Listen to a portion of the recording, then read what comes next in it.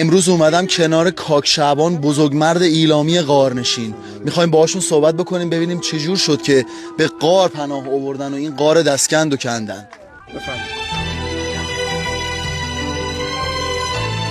قدم از شما چشم از بنده صفا آوردین و به قول ما ایلامی ها سون زمان کردین.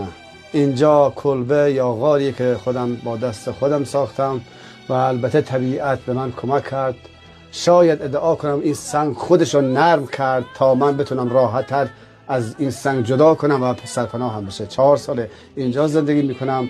روزهای اول سختی‌های از لحاظ ذهنی داشتم چون به خاطر مشکل اقتصادی که پیش اومده بود اذیت بودم، ولی کم کم این مسئله برام خیلی خیلی آرام تمام شد و حذف شد و الان بهترین حالت از آرامش روح و ذهنم دارم. تو بورس خونم رو فروختم و تو بورس از دست دادم و بعد از اون خب دچار یک ذهنیتی بالاخره آدم نامتعادلی و یک بی‌نظمی تو زندگیش ایجاد میشه، ولی یکم تمرکز کردم، خودم رو جمع کردم و بعد از اون اینجا اومدم و این اتفاق شیرین بر اثر یک حادثه تلخ در زندگیم رخ داد.